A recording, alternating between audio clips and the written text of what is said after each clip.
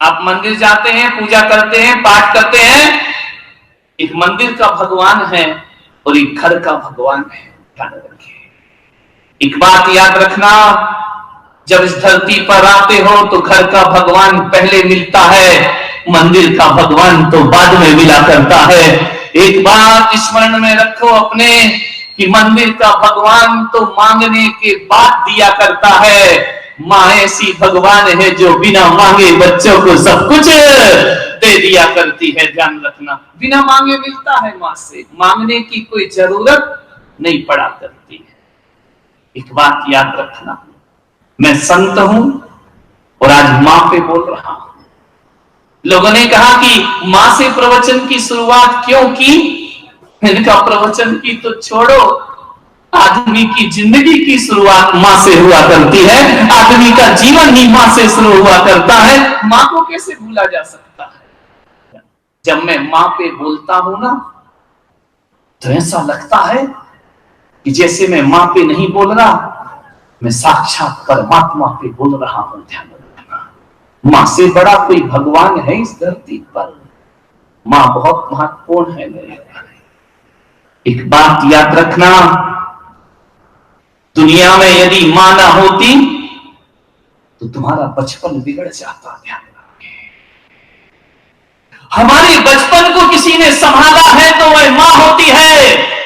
और आदमी का चिंतन, इस देश का चिंतन आप देखिए, बचपन बिगड़ता है तो मां संभालती है, जवानी बिगड़ती है तो महात्मा संभालते हैं, और बुढ़ापा बिगड़ता है तो परमात्मा संभाल लिया करता है। ध्यान रखिए, जीवन के 3 आयाम हैं और 3 महत्वपूर्ण चीज है। लेकिन एक बात याद रखना, मां शब्द को देखोगे तो उसमें भी मां है, और महात्मा शब्द को देखोगे तो उसके भी आखिरी में मां हुआ करता है, और परमात्मा को देखोगे तो उसके भी अंत में मां से नाता नहीं टूट सकता। आप कुछ भी कर लो, लोग कहते हैं कि दुनिया में परमात्मा बड़ा होता है, और मैं कहता हूं कि दुनिया में सबसे बड़ी मां हुआ करती है। मां से बड़ा कौन होगा इस धरती पर? एक निवेदन है,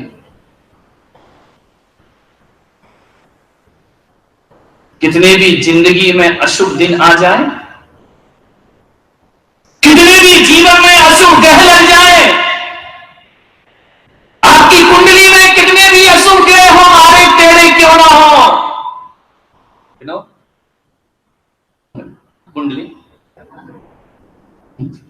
कितने भी आड़े टेढ़े ग्रह क्यों ना हो हमारी कुंडली में, एक बात याद रखना पुणे वालों, कितना भी वास्तु से हमारा मकान खराब क्यों ना हो, और कितने भी बुरे दिन हमारे जीवन में क्यों ना आए, मैं कहता हूं जिनका ज्योतिष पे विश्वास है रखो, लेकिन मेरी बात पे भी थोड़ा सा विश्वास करने का प्रयास करिए। मैं कोई ज्योतिष का विरोधी नहीं, कोई वास्तु का विरोधी नहीं हूं, लेकिन मैं तो इतना ही जान पाया हूं अपने जीवन में कि हाथ की रेखाएं कितनी भी आड़ी टेढ़ी क्यों ना हो, अरे नादान, रोज सुबह उठ के मां के पैर छुआ कर, तेरी रेखाएं तेरे लिए वरदान का काम करेंगी, सौभाग्य का। मां बाप के पैर छू लो, जिंदगी के हर अशुभ ग्रह शुभ में परिवर्तित, और मां की दुआएं साथ लेकर के चलिए। सुबह से कुछ लो या ना लो, मां की दुआएं जरूर साथ रखें। मां बाप, मां का प्यार बड़ा अनूठा प्यार होता है, मां का प्रेम बड़ा अनूठा प्रेम होता है। यूं तो देखा जाए तो मां से छोटा कोई और शब्द नहीं होता वर्णमाला में, मां से छोटा कोई और शब्द नहीं है। यदि गहराई पर जाकर देखोगे तो तुम पाओगे कि मां से बड़ा दुनिया में कोई दूसरा अर्थ नहीं हुआ करता। एक शब्द मां, मां शब्द एक विश्वविद्यालय है दुनिया की। मां से बड़ी कोई विद्यालय नहीं, मां से बड़ा कोई विश्वविद्यालय नहीं हुआ करता है। मां शब्द में सब कुछ समाया होता है। अभी अभी ये कुछ चला है, मदर्स डे, मोबाइल पे चलता है। कहा यार ये आदमी को क्या हो गया है, ये भारत का आदमी, हिंदुस्तान का आदमी मदर्स डे मना रहा है, मां का दिन मना रहा है, नादान हो गया है इंसान, इतना भी नहीं समझता कि साल में एक बार मां का दिन आता है क्या। अरे ऐसा कौन सा दिन है जो माँ के दिन है मेरे भाई, रोज ही मदर डे होना चाहिए, रोज ही माँ का सम्मान होना चाहिए, रोज ही माँ की पूजा होना चाहिए, रोज ही माँ की अर्चना होना चाहिए। एक दिन क्यों चुनते हो माँ के लिए?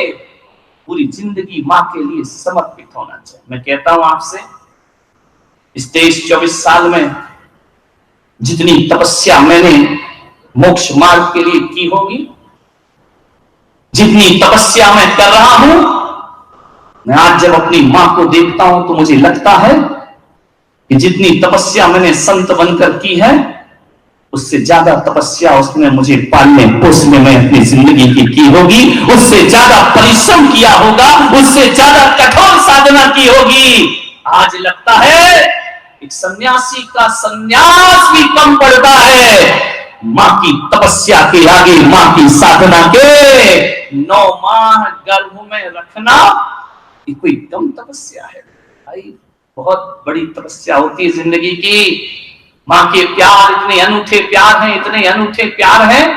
बच्चा गंदा हो जाए, मैला हो जाए तो मां नहलाती है, धुलाती है, नहीं नहाता तो एक चपत भी लगाती है, ले जाती है, उसे नहलाती है, उसका मैल छुड़ाती है।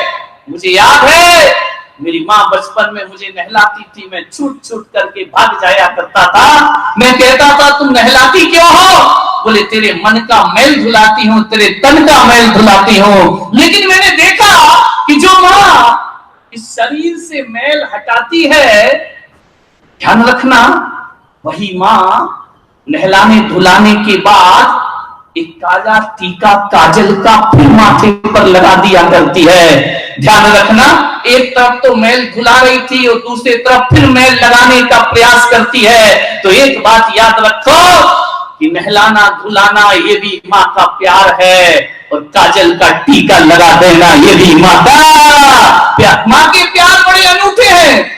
माँ के प्यार से बड़ा, अरे अभागे हैं वो लोग जिनके गालों में मां के चांटे नहीं पड़े हों। ध्यान रखना, अभागे होते हैं वो लोग। एक बात याद रखना, अभागा वो नहीं होता जिसके पास भगवान की छाया नहीं होती, और अभागा वो नहीं होता जिस पर धन दौलत या माया नहीं होती। अरे अभागा तो वो होता है जिस पर माँ बाप की छाया नहीं होती। ध्यान रखना, उससे बड़ा अभागा दुनिया में कोई दूसरा नहीं हुआ। माँ बाप कुछ मिले या ना मिले, जीवन में माँ बाप का महत्व जरूर समझने का प्रयास करो। यूं तो रात को कितना भी आंधी तूफान आ जाए, माँ की नींद नहीं खुलती है, लेकिन बच्चा थोड़ा सा कुनमुना जाए तो माँ की नींद टूट जाया करती है। मान्यवर, आज वातावरण बहुत खराब है, इतने पढ़ लिख करके हम बड़े हो गए हैं। एक लड़का मेरे दर्शन करने आया, मेरे चरण छूने को, उसने कहा कि मुनि श्री मुझे आपके चरण छूना है।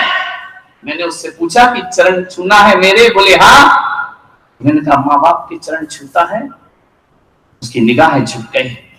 मैंने कहा तू मेरे चरण छूने तो आया है, मैं यहां से आता हूं जाता हूं, हजारों लोग चरण पकड़ने को तैयार रहते हैं। मैंने पूछा कि बता तू अपने माँ के चरण छूता है, पिता के चरण छूता है? बोले नहीं छूता महाराज। मैंने कहा क्यों? बोले पहले छूता था अब नहीं छूता। मैंने कहा अब क्यों नहीं छूता? बोले अब हम बड़े बन गए हैं, पहले छोटे थे इसलिए चरण छुआ करते थे। ऐ नादान नौजवान जवानी, इतने बड़े मत हो जाओ कि माँ के चरण ना छू पाओ। एक बात याद रखना, अरे तुम कितने बड़े हो जाओ, कितने भी बड़े हो जाओ, माँ बाप से बड़ा दुनिया में कोई नहीं हो सकता है, माता पिता से बड़ा कोई नहीं। ये डिग्रियां बटोरने से, ये बड़ी बड़ी उपाधियां लेने से कोई बड़ा नहीं हो जाता मेरे भाई। माँ के चरण छुओ। एक बार की बात मुझे याद है, माता कौशल्या ने श्री राम से पूछा, जब राम 14 वर्ष के वनवास के बाद लौटकर अयोध्या में आ गए तो माता कौशल्या ने पूछा कि राम के महल में गई माता कौशल्या और जाकर के कहा कि राम मैंने सुना है तुम भगवान हो, तुम नारायण का अवतार हो। दुनिया कहती है कि राम साधारण इंसान नहीं, राम भगवान है। राम ने नजरें झुकाई कहा माता, मुझे तो नहीं मालूम कि मैं भगवान हूं, मुझे ये भी नहीं पता कि मैं महापुरुष हूं, मुझे ये भी नहीं पता कि मैं नारायण हूं। मां ने कहा कि सब तो कहते हैं कि तू भगवान है। राम ने कहा कि मां, मुझे नहीं मालूम कि मैं भगवान हूं या नहीं, लेकिन ये राम इतना जानता है कि जिसके शीश पर तेरी जैसी मां का आशीर्वाद होगा, वो दुनिया से भगवान बनकर के जरूर जाएगा। वो ये दुनिया में भगवान जैसा पूजा। मुझे नहीं मालूम कि मैं भगवान हूं, लेकिन तेरा आशीष मुझे भगवान जरूर बनाएगा। क्या महापुरुषों के जीवन थे, क्या उनका चरित्र था। एक बार स्वामी विवेकानंद बड़ा प्रवचन कर रहे थे, मां पे बड़ा मार्मिक प्रवचन किया। किसी मन चले नौजवान ने स्वामी विवेकानंद से कहा कि आपने 1 घंटे जो मां पे प्रवचन किया है, आप मां को इतना महत्व क्यों देते हैं? अरे संसार में आए हैं तो मां तो मिलती ही मिलती है। अरे मां तो एक जानवर को भी मिल जाती है, इसमें मां की कौन सी बड़ी महिमा है? स्वामी विवेकानंद ने कहा, मेरे भारत का, मेरे हिंदुस्तान का आदमी मां पे प्रश्न करता है। उन्होंने कहा कि तुझे समझना है कि मां क्या होती है? बोले हाँ स्वामी जी, समझाओ। हमने तो भगवान को बड़ा माना है, हमने तो महात्माओं को बड़ा माना है, आप तो मां का वर्णन करते हैं। स्वामी जी ने कहा सुनो, वो अपने सिर पर एक फेंटा बांधते थे, पगड़ी बांधते थे। स्वामी जी ने पगड़ी निकाली, उस युवक को कहा इसे रखो। बोले इसका मैं क्या करूंगा? बोले ये तुझे मां की महिमा समझाएगा। ये पगड़ी मां की महिमा कैसे समझाएगी? बोले एक बात सुनो, वो जो दूर स्थान पर पत्थर पड़ा है उसे उठा के लाओ, अपने पेट में बांधो, 9 घंटे बाद मुझसे मिलना। उसने कहा स्वामी जी कैसी बात कर रहे हो, मैं आपसे प्रश्न पूछने आया हूं, पत्थर उठाने नहीं आया हूं। स्वामी विवेकानंद ने कहा कि मां बाप के संदेह में उठा हुआ प्रश्न किसी पत्थर से कम नहीं होता है, और पत्थर का जवाब कोई संत नहीं, पत्थर का जवाब भी पत्थर ही दे सकता है। जाओ पत्थर उठा के लाओ, अपने पेट में बांधो, 9 घंटे बाद मुझसे मिलना। अरे 9 घंटे की बात तो छोड़ो, 9 मिनट बाद वो आता है कि स्वामी जी मुझे उत्तर नहीं चाहिए, मुझे आंसर नहीं चाहिए, ये है आपका पत्थर और ये है आपका कपड़ा। संत ने कहा कि जाने से पहले उत्तर तो सुन ले, ये बता कि तू 9 घंटे उस पत्थर को क्यों नहीं बांध सका? बोले स्वामी जी आप इतने बड़े संत होके कैसी बातें करते हैं, ये पत्थर बांध के घूमूंगा, दुनिया हंसेगी मुझ पर, मेरा मजाक बनाएगी ये दुनिया, और इतना बड़ा पत्थर में पेट में बांध के घूमूंगा कैसे? तो संत ने कहा उत्तर लेके जा, जब ये पत्थर बांध के घूमने में तुझे शर्म आती है तो याद कर जब तेरी मां तुझे पेट में रख के घूमी होगी तो उसे शर्म क्यों नहीं आई। और एक बात याद रखना, अरे तू 9 घंटे का पत्थर 9 मिनट नहीं बांध सकता, कैसी होगी वो मां जो 9 महीने तुझे गर्भ में लेकर के घूमती रही। इसलिए मां से बड़ा दुनिया में कोई और 9 महीने उसने हमें अपने गर्भ में रखा है। मेरे भाई उस मां की महिमा को समझने का प्रयास करो। ध्यान रखना, पिता में भी वो ताकत नहीं होती जो ताकत मां में हुआ करती है। मां 9 महीने पेट में लेके घूमा करती। एक बार नारायण श्री कृष्ण अपने महल में थे द्वारिका में, हमेशा हमेशा हमेशा मां यशोदा को याद करते थे। रुक्मणी ने एक दिन पूछा कि नारायण जरा ये तो बताओ कि आप हमेशा मां यशोदा को याद करते हैं, मैं भी तो आपका कितना ख्याल रखती हूं, मैं भी आपका ध्यान करती हूं, मैं भी आपकी सेवा करती हूं, मैं भी आपकी चिंता करती हूं, फिर बताओ नारायण आप मां को याद करते हैं, मुझे क्यों नहीं? नारायण कृष्ण ने कहा बेशक रुक्मणी तुम मुझे मेरा ध्यान रखती हो, मेरी चिंता करती हो, मेरी सेवा करती हो, और बेशक तुम मेरे भोजन के बिना भोजन नहीं करती हो, लेकिन एक बात बताओ रुक्मणी, मैया यशोदा की बातें क्या कहना, बोले जरा ये तो समझाओ नाथ कि पत्नी के प्यार में और मां के प्यार में क्या अंतर हुआ करता है। नारायण कृष्ण ने कहा कि अभी नहीं रुक्मणी, थोड़ा रुक, वक्त आएगा तब बताऊंगा। बहुत दिन बीते, नारायण कृष्ण शयनागार में है, रुक्मणी दूध का गिलास लेकर आती है, देखती है कि नारायण की नींद लगी हुई है, गिलास रखती है, चली जाती है। सुबह कृष्ण उठे, उन्होंने रुक्मणी से कहा कि रुक्मणी तुमने दूध लाके नहीं दिया रात को मुझे। रुक्मणी ने कहा ऐसा हो सकता है, मेरी सांसें आपके लिए चलती हैं, मेरा जीवन आपके लिए है, ऐसा कैसे हो सकता है कि मैं आपको दूध ना दूं। तो बोले तुमने दिया नहीं। बोले नारायण अभी भी आपके सिराने दूध का गिलास रखा है, फिर तुमने बोला क्यों नहीं। बोले मैंने देखा कि आप गहरी नींद में हैं, तो नींद से जगाना मैंने उचित नहीं समझा, इसलिए गिलास रख के मैं चली गई। नारायण ने रुक्मणी का हाथ पकड़ा और कहा कि रुक्मणी एक दिन तुमने पूछा था कि मां के प्यार और पत्नी के प्यार में क्या अंतर होता है। बेशक पत्नी प्यार करती है, मैं विरोध नहीं कर रहा हूं, लेकिन रुक्मणी एक बात ध्यान रखो, दूध का गिलास तुम भी लाई और दूध का गिलास मैया यशोदा भी लाती थी, लेकिन दोनों में अंतर तो गिलास लाने का कोई अंतर नहीं है। दोनों में यदि कोई अंतर है तो बस इतना अंतर है कि पत्नी गिलास रख के चली जाती है और मां सारी रात गिलास लेकर बैठी रहती है कि जब तक मेरा कन्हैया नहीं उठेगा तब तक मैं जाऊंगी, मैं सोऊंगी नहीं। ये अंतर है मां के प्यार और पत्नी के। पत्नी गिलास रख के चली जाती है और मां इंतजार करती है कि जब तक कान्हा दूध नहीं पी लेगा यशोदा सोने वाली नहीं। ये अंतर होता है। पत्नियां मुझे क्षमा करना, नहीं तो तुम लोग नाराज हो जाओ मुझसे। ध्यान मान्य विचार करना है। एक बात याद रखना, पत्नी चुनाव से मिल जाएगी, दोस्त चुनाव से मिल जाएंगे, गुरु चुनाव से मिल जाएंगे, भगवान चुनने से मिल जाएगा, लेकिन पूना वालों ये बात गांठ बांध लेना, दुनिया में हर चीज चुनने से मिल सकती है, लेकिन माँ बाप चुनने से नहीं मिलते। माँ बाप पुण्य से मिला करते हैं। जन्म जन्म का पुण्य करो तब माँ बाप की प्राप्ति हुआ करती। माँ बाप पुण्य से मिले, चुनने से प्राप्त नहीं होंगे। माँ बाप का कोई चुनाव कर सकता है कि अगले जन्म में मैं इसकी कोख से पैदा हूं? नहीं मेरे भाई, ये किस्मत से मिलते हैं, पुण्य से मिलते हैं। एक बच्चा था, मुझे याद आ रही है कहानी छोटी सी,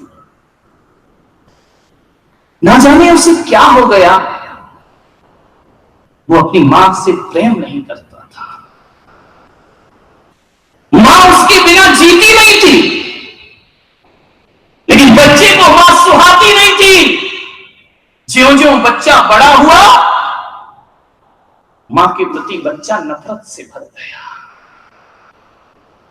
वो स्कूल छोड़ने जाए तो बच्चा कहता था, मां तू मेरे साथ मत चला कर, कोई जरूरत नहीं है, मैं स्कूल चला जाऊंगा।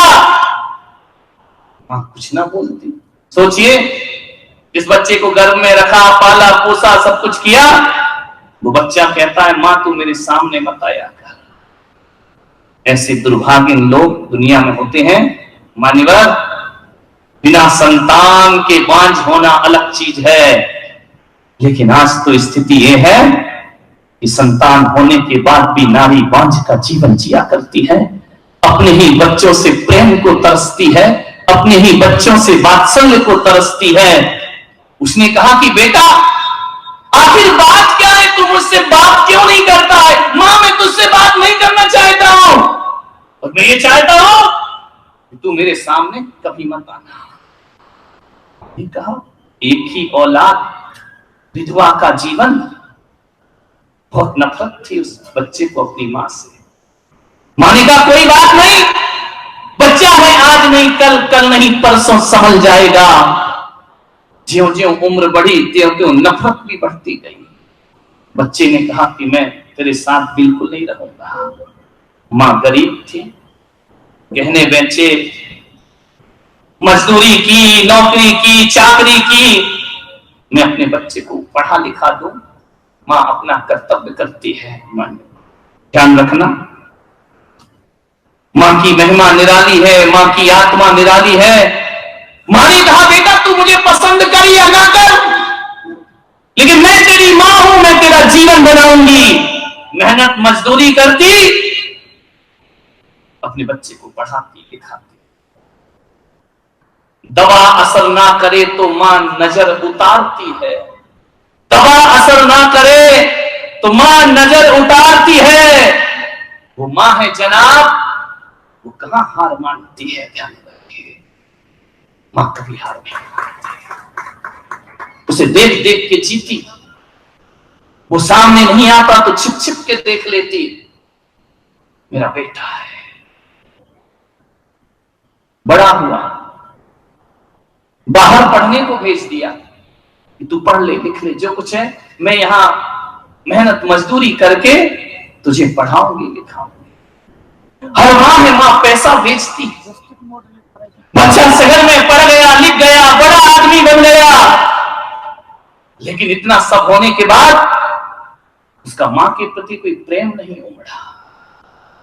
एक बार मां बीमार हुई, गांव वालों ने कहा कि मां तेरा बेटा इतना पैसे वाला, इतना बड़ा है, तो उसके पास क्यों नहीं जाती? क्या बोले वो मां? उसने कहा मैं कुछ नहीं कर सकती हूं, मेरी कुछ व्यवस्था करो गांव वालों। जिसका लड़का इतना पढ़ लिख के बड़ा हो गया, गांव में मां अकेली घूम रही है। क्या पाप किया होगा उसने? लेकिन उस मां ने कभी नहीं सोचा कि मैंने पाप किया है। वो यही सोचती रही कि मेरी परवरिश में क्या कमी रह गई कि मेरा बच्चा मुझसे मुख मोड़ करके जिया करता है। और एक बात याद रखना, माँ बाप को जिंदगी में केवल 2 बार दुख होता है। सबसे ज्यादा दुख 2 बार होता है माँ बाप को। पहला दुख तो तब होता है जब बेटी विदा होती है। ध्यान रखना, जब बेटी घर छोड़ती है तब माँ को बहुत दुख हुआ करता है, और जब बेटा मुंह मोड़ता है तब मां को बहुत ज्यादा दुख हुआ करता है। उस मां ने कहा कि मेरा बच्चा, उस बच्चे से मां शब्द सुनने को तरस गई हो कि वो मां कहकर नहीं बुलाता है। उस मां के प्रति कोई संवेदना नहीं उस बच्चे की। जानते हो, उसके बच्चे को फोन किया गया कि तुम्हारी मां यहां परेशान है। उसने कहा मैं उस मां को नहीं रख सकता हूं, उस मां को किसी वृद्धाश्रम में रख दिया जाए। ध्यान रखना, अरे नादानो, जिस मां ने तुम्हें 9 महीने पेट में रखा, बुढ़ापे में तुम उसको अपने कमरे में नहीं रख सकते हो। ये कैसी तुम्हारी शिक्षा है, ये कैसे तुम्हारे संस्कार है, ये कैसी तुम्हारी सभ्यता है, ये कैसी तुम्हारी शोहरत है, ये कैसी तुम्हारी इज्जत है। जिस मां ने पेट में रखा उसके लिए घर में जगह नहीं होती है। लानत है ऐसे युवाओं पर। तुम्हारे घर में कुत्ता रखने की जगह है, तुम्हारे घर में जूते चप्पल रखने की जगह है, तुम्हारे घर में फटे पुराने कपड़े रखने का स्थान है। अरे जूता रखने का स्थान बनाने वालों, अपने घर में अपने माँ बाप का भी एक रूम बनाया करो, एक कक्ष बनाया करो। माँ बाप के लिए जगह नहीं है। क्या जिंदगी है भाई ये? ऐसा कैसा पढ़ लिख के आदमी बहुत बड़ा इंसान हो गया। अरे शर्म आनी चाहिए आदमी को। फेसबुक पर, व्हाट्सएप पर मदर्स डे मनाते हो, मां के बारे में बड़े सुंदर सुंदर कोटेशन लिखा करते हो, लेकिन घर की मां के खून के आंसू बहाया करती है। ध्यान रखिए, आज ये हालात हमारे देश के बन चुके हैं। क्या दिन है तुम्हारे ये मेरे भाई? बताओ, जब तुम छोटे थे तुमसे पानी कहता भी नहीं आता था, मम्मा कहकर के बुलाते थे, मां दौड़ के जाती थी और तुम्हारे लिए पानी लेकर आती थी। अरे ये वही मां है जब तुमसे खाते नहीं बनता था तो इसने खाना सिखाया था। ये वही मां है अपने हाथों से तुम्हें खाना खिलाती थी। ध्यान रखिए, जरा अपने अतीत में लौटने की कोशिश करो। तुमसे तो पैदा हुए थे तो खाते भी नहीं आता था, माँ ने तुम्हें ग्रास बना बना करके खाना सिखाया था। और एक बात बताओ, जब तुमसे चलते नहीं बनता था तो सबसे पहले चलना किसने सिखाया था? तुम्हारे मित्रों ने नहीं सिखाया, दोस्तों ने नहीं सिखाया, पत्नी ने नहीं सिखाया। जब चलते नहीं बनता था, उंगली पकड़ के इस माँ ने तुम्हें चलना सिखाया था। और एक बात तो बता दो जरा कि जिस माँ ने तुम्हें चलना सिखाया, आज उनसे बुढ़ापे में चलते नहीं बनता तो उसका हाथ पकड़ने में तुमको शर्म आती है।